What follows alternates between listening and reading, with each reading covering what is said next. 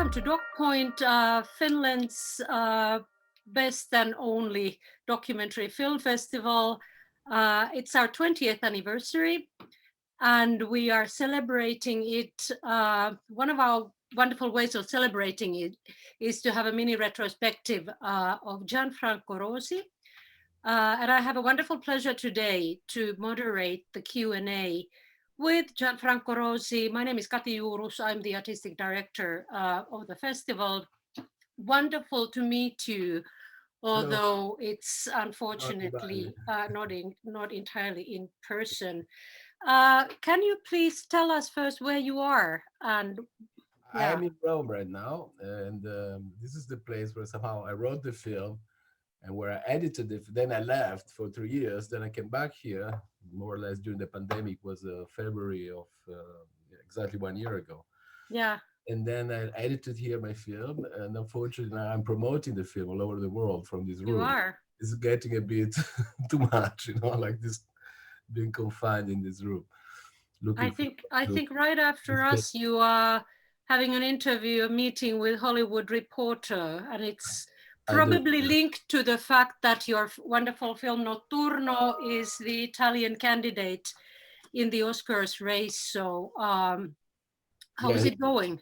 is candidate for best foreign film and for Yes, documentary. So exactly. two nominees, let's say, two candidate to to race to go through. And well, for me, this is the second time that is happening. Also, Ferrazzi Poco was amare. from Italy. Yeah, Focamare was from Italy. Right. We end up in the five in the nominee as a documentary, but we didn't make it as a foreign film. So they gave me another chance. So this time is better. We arrive at least in the short list. Otherwise, I would close with Italy forever. It's been very How, courageous to give the chance to a documentary, to represent a country. And this year there are many countries did that. I think we're eight: Brazil, Romania, many like eight countries. Sweden, no, Venezuela did that. no, Sweden. No, Sweden at the beginning was they were saying Sweden was Yeah, yeah. yeah, yeah.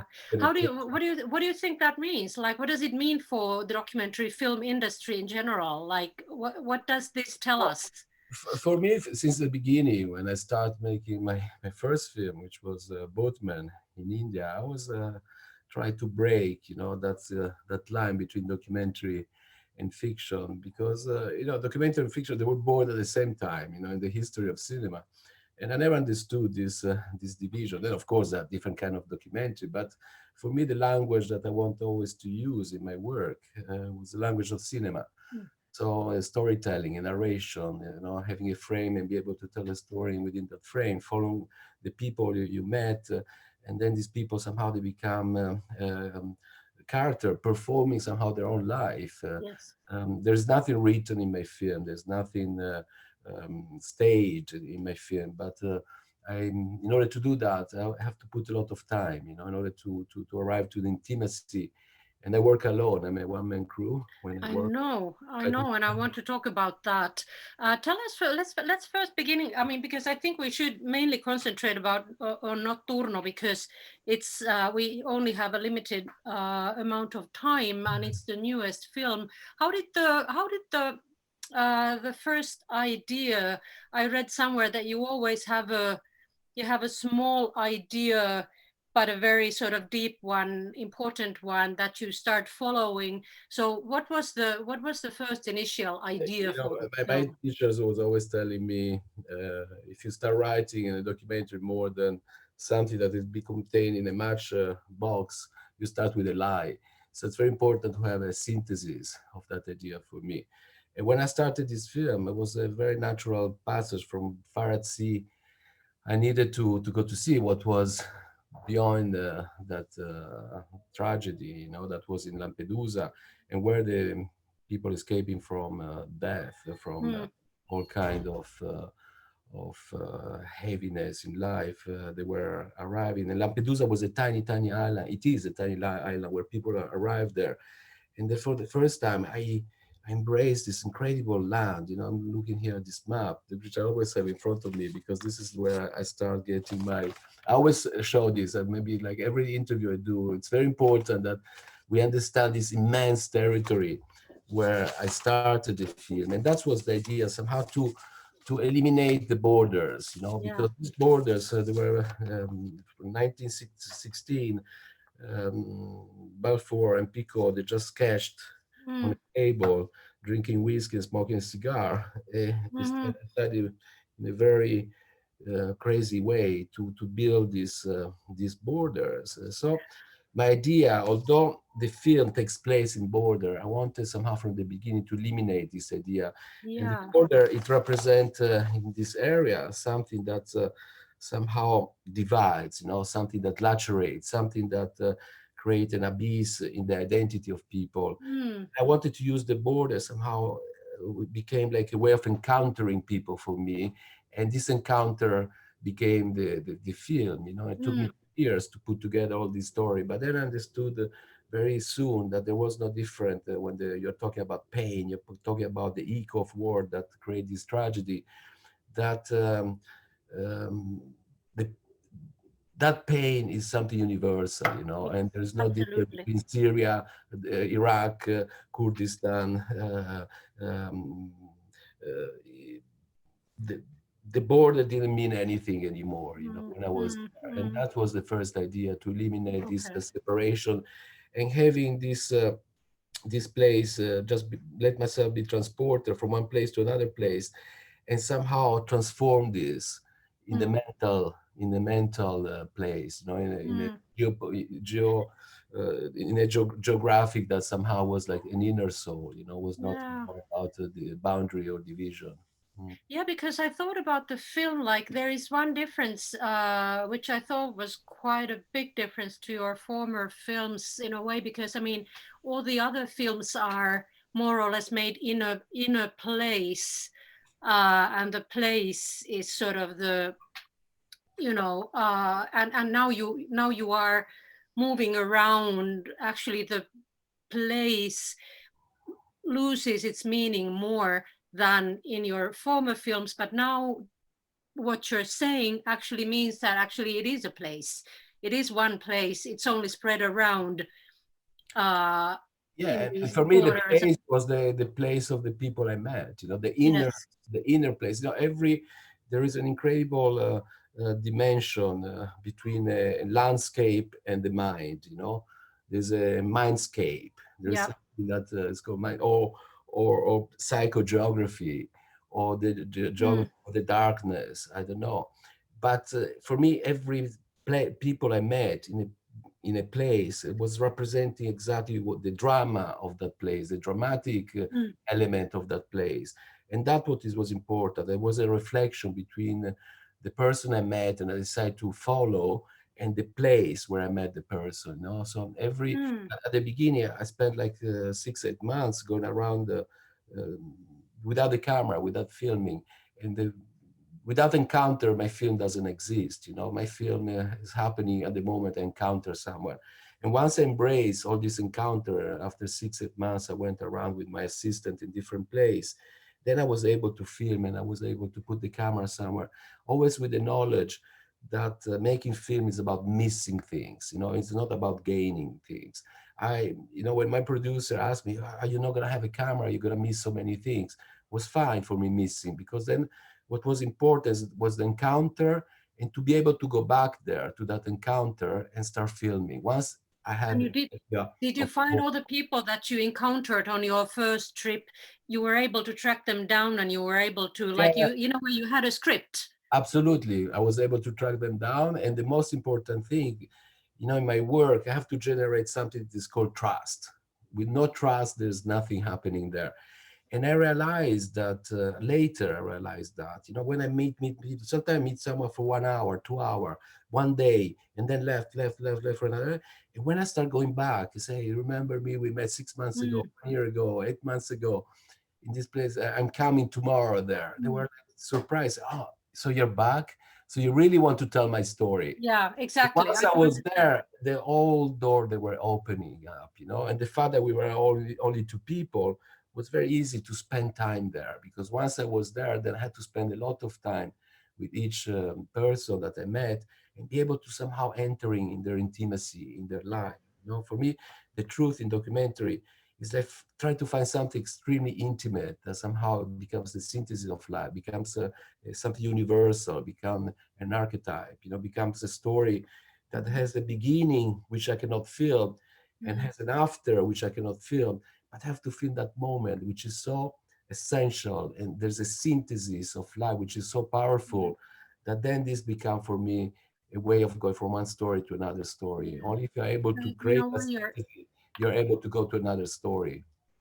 so you're encapsulating the life of the person. You know them, and once you go back to them, you feel that you are able to encapsulate the essence Yeah, I of can make that. you an example which is very, very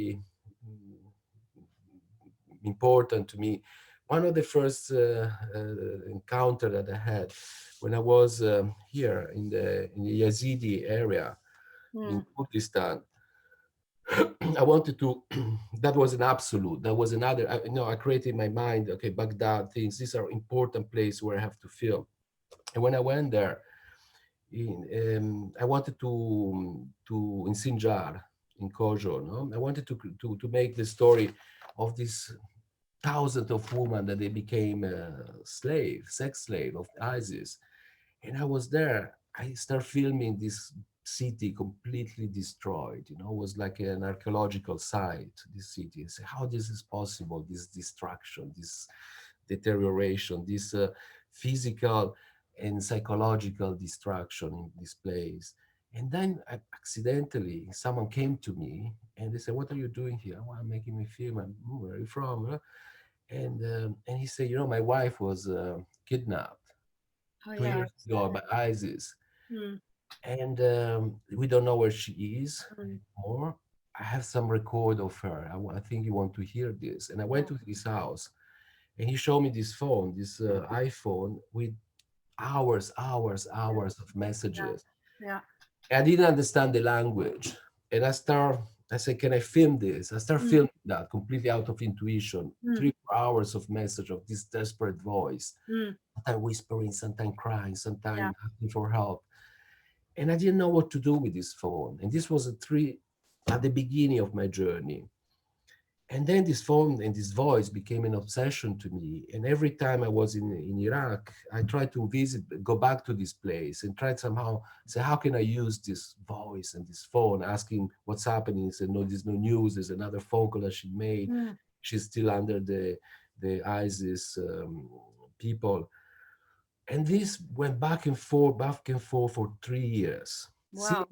last trip I did, and to close the film, I spent another 5 months there. After I did the first editing, I went back for another 5 months. And in February, before the lockdown, before this pandemic, I went back again, and he said, "Listen, I have a new family. I got married. I don't want anything to do with this anymore. Mm. But I know that now the mother of my ex-wife, she's alive and she's in Germany." Wow. Yeah. He gave me her phone number. Through a member of the Yazidi community, I was able to contact her. I spent a lot of time filming the Yazidi with the Yeah. kids in that room. That's Yeah. another Exactly. little Yeah. story. So I had a very strong relationship with the community there, and they knew that I wanted to tell that story. So somehow I was able to contact her, and she said, "Yes, come." But she was in Germany, in Stuttgart, Mm. and I arrived in Italy on the 20th of February. And immediately from Rome, I went to Stuttgart to meet this woman. It was snowing. It was more or less this time. It was this apartment was a German, completely apart. That didn't have anything to do with that world that I was. Mm. Mm. And I Mm. spent the whole day there, listening to her story, crying, sharing horrible things there. I didn't was able to film, to do anything, just spending time there. And at the end, I felt like I cannot film this. I Yeah. cannot leave. And she say, "I know you have a phone," because then the guy he gave me the phone. "And you have a phone with all the messages that my daughter. I would like to have that because I lost all those messages and I Oh, want them." yeah. And I gave her the phone, Mm. and then she said, "But you want to film this, right? You're here to Mm. film." I said, "What do you feel? Is that okay that I film?" She said, "Yes, yes, we have to do that." And I look around, there's a room, very dark room, a bedroom, and the bedroom was like exactly the same blanket that I filmed in my feed, this very colorful blanket. So I felt somehow there is something that from the past that I'm taking that is here. And I went to this room.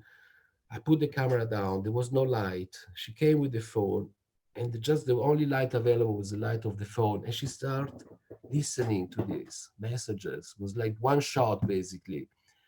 And at the end is a message of desperation where we understand that this woman somehow she's lost forever. And there's one tear coming from the mother Yeah. there. And I said, that's enough, talking about the synthesis, And talking this was about done something in really Germany. It's poetic. crazy. And Um, so that story went from Sinjar 3 years later. It was the amazing. first things I met and the last thing I shot. And there are only three shots there. There's a phone, there is a landscape Exactly. destroyed of the place, Exactly. and there's finally the voice of the mother, the voice of the daughter, they meet, the encounter, and there is one shot there, and there's just one tear, silence. And I said, that's it. This is what I need. But to do this, it took 3 years, Yeah, and 3 years it's also again like the commitment. you have to persist and you have to wait. Have to give it time, You have to and give then time. you have luck in a Time, way. yeah, I don't call it luck. I call Well, yeah, the yeah, goddess, the goddess of documentaries. There's I somehow guess, with a yeah, protection that is there. yeah. And, the amazing thing about shooting documentary for me is when you don't write something, that somehow when you put down the camera, there's a transformation. Mm, What happened there when you are there looking inside that camera? mm, Something else comes in front of mm, you, something that you could never write in a room, mhm.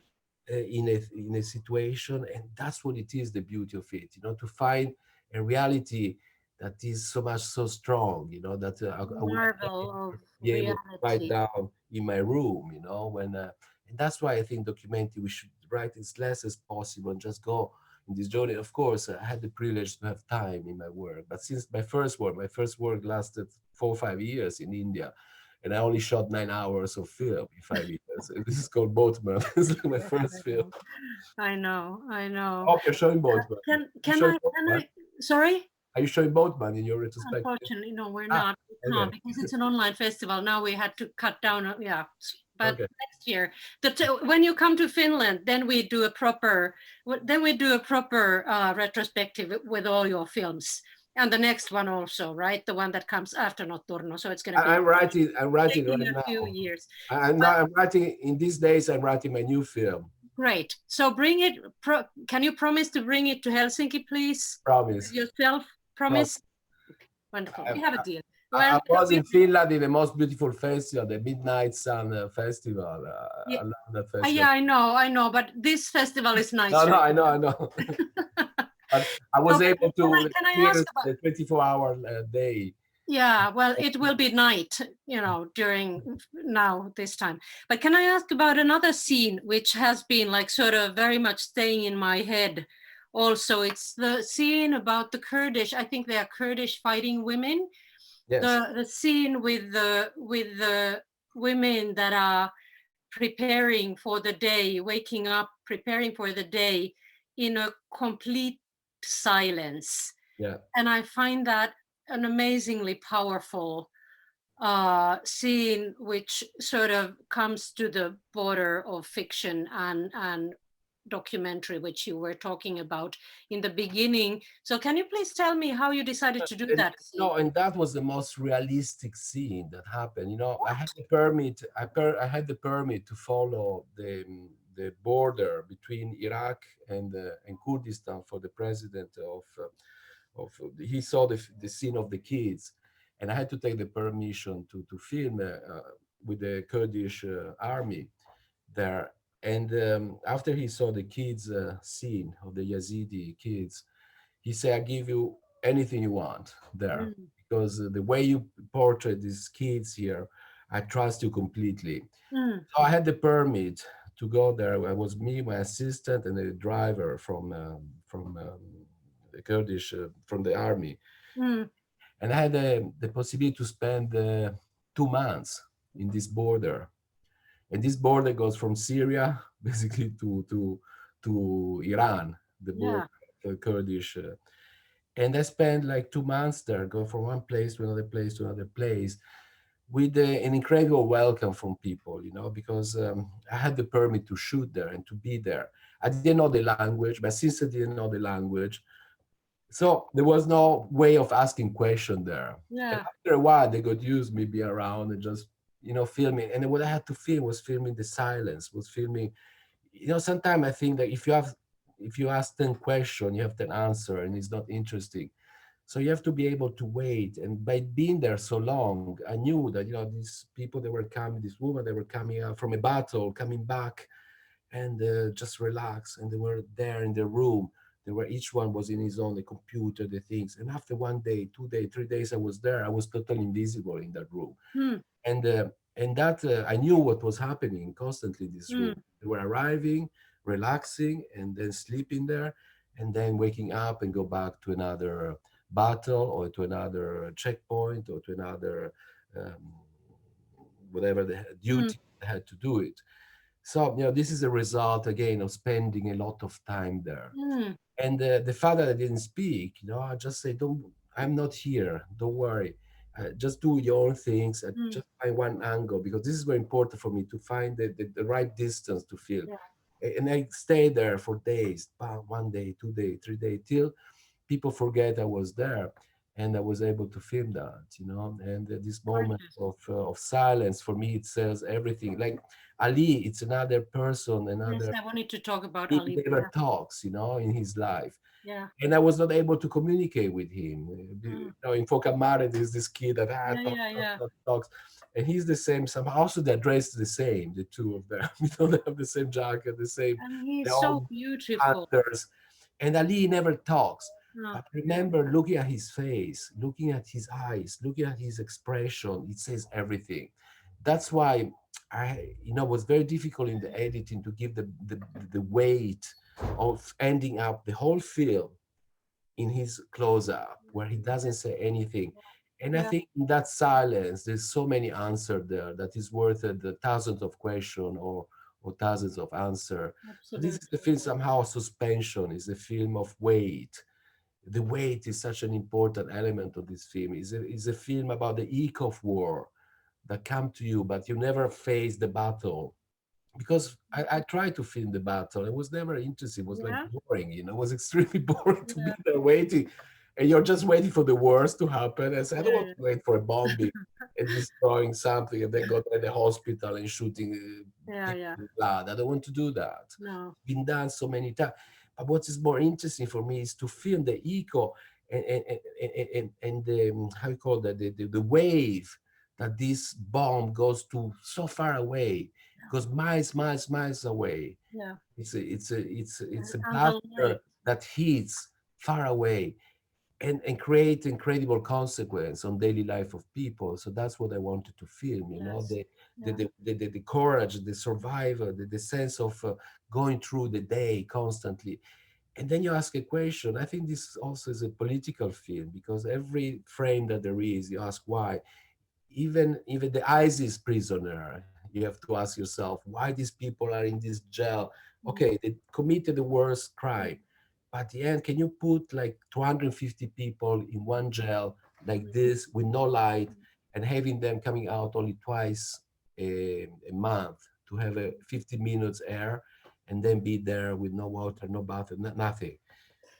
So someone should be, that scene also is a very important thing. Yeah. Absolutely. I don't want to create statement in my work. I want somehow to hit somewhere in the back, and then the people be able to make their own conclusion and go forward, forward, forward. Mm. Absolutely, and it's so much. It really stays with you, and the images stay with you, and you are lying in the middle of the night awake, and you think about some of the images in your film. So yeah, I would like to you to talk a little bit about your because you do your own filming and you do your own sound. So in a way, one asks, how is that possible? How does he find these beautiful frames, another beautiful frame after another beautiful frame? Of course, it's very much about light and finding the perfect light, maybe, but I don't know if it's possible even to explain your method of finding the images. For me, I don't like to talk about beauty there. Pasolini used to say the splendor of reality. Hmm. And, I know even the most devastating place, there is sunset, there is light, there is something that is there.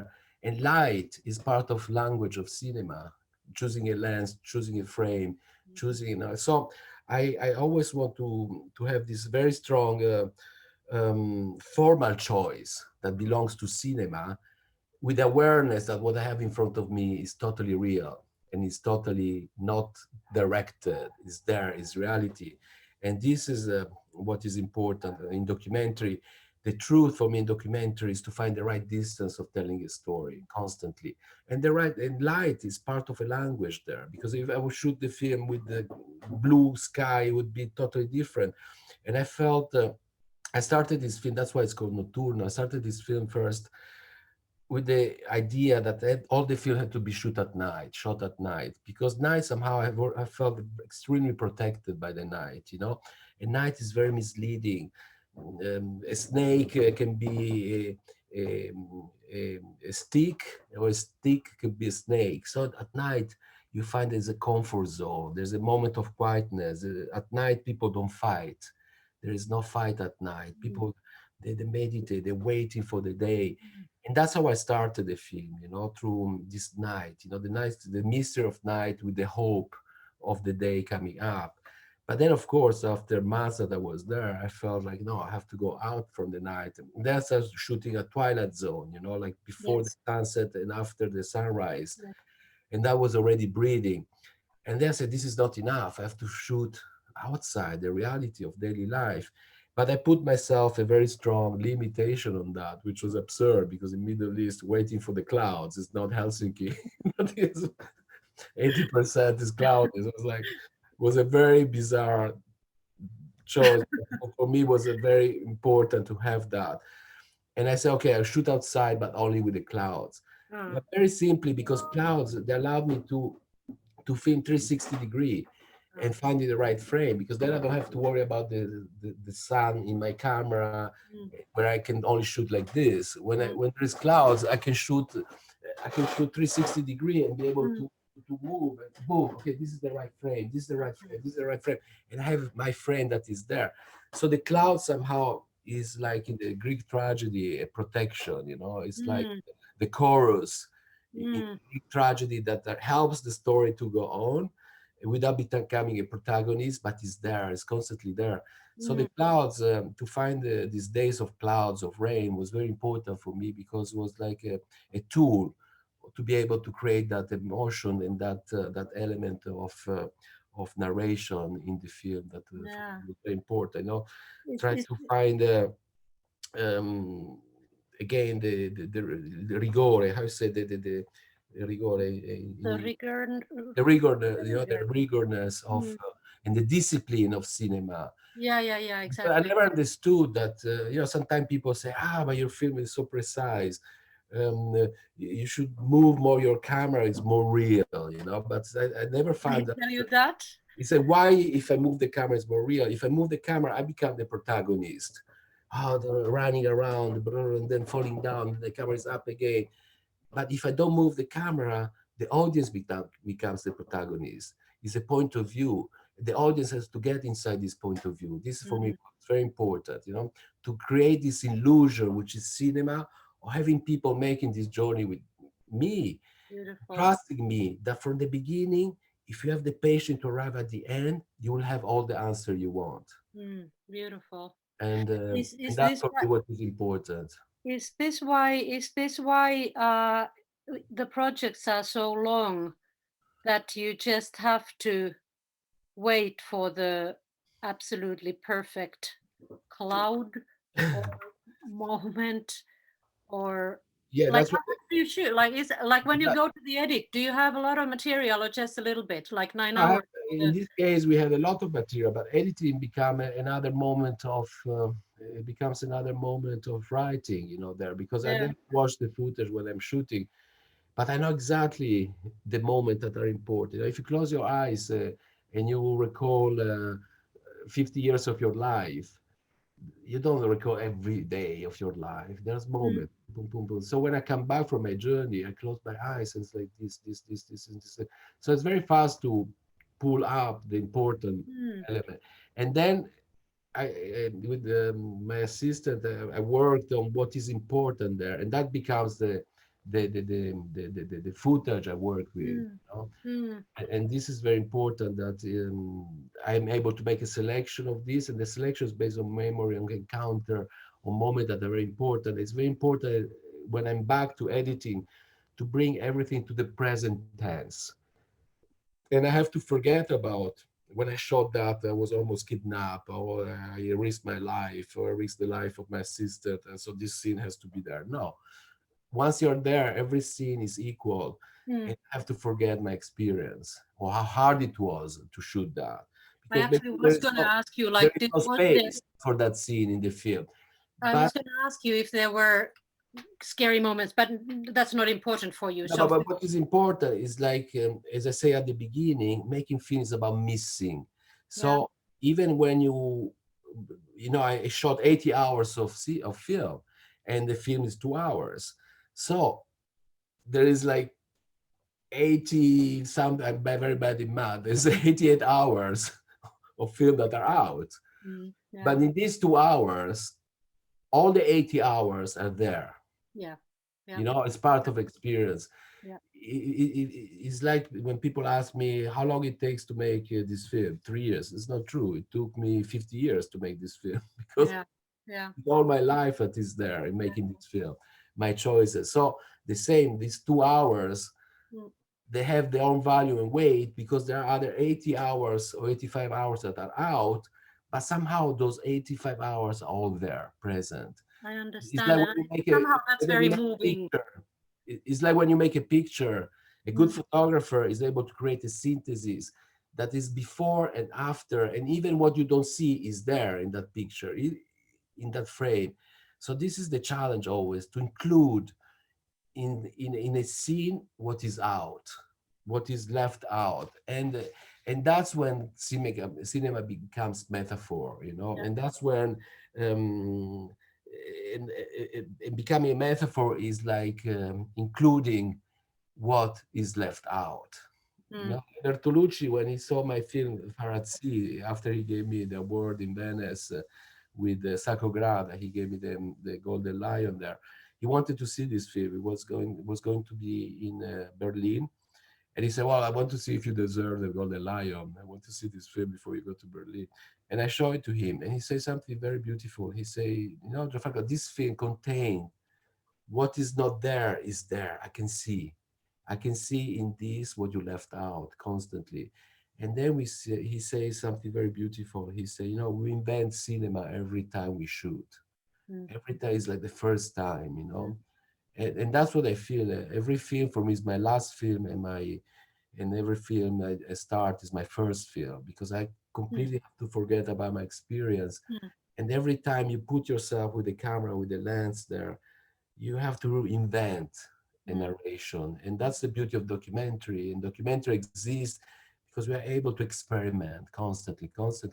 If you go to Flirty, to our days, documentary has an incredible sense of narration, you know, of evolution, and and that's why I do documentary. And I do everybody people ask me very often, why don't you do feature film? Because I would be so bored to write a script in my room and having 60 pages and then having to do a casting with actor with this.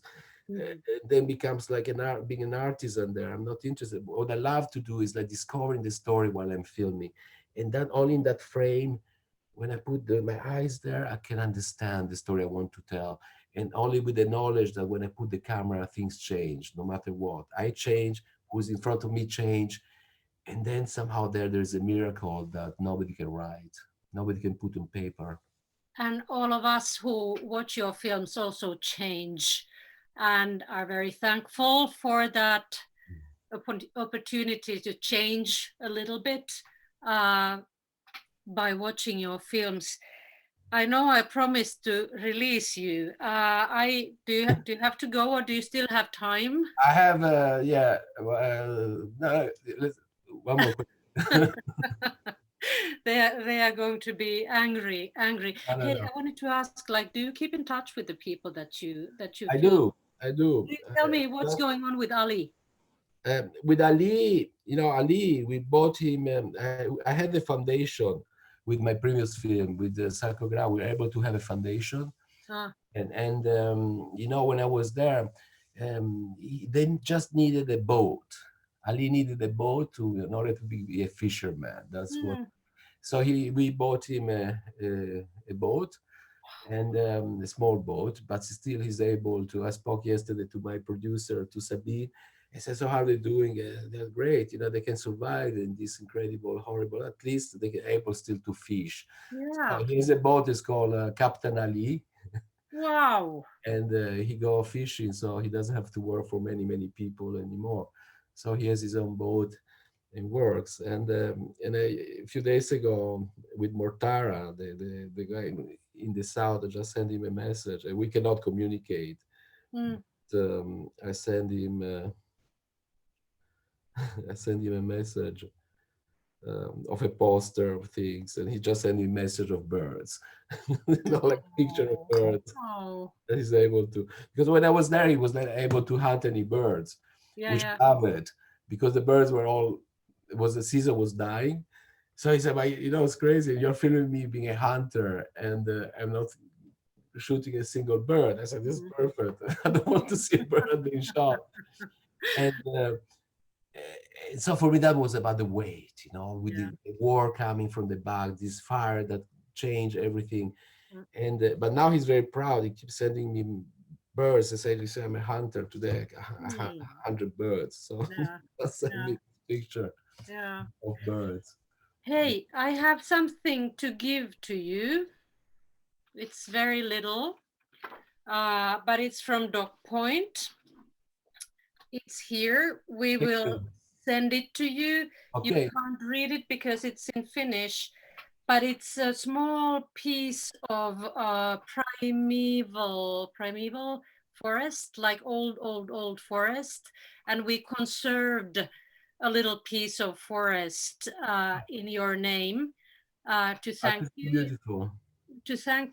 for your wonderful films and to show our gratitude and you sort of have a piece of Finland now, so that's all the more reason for you to come Back. here with your next film.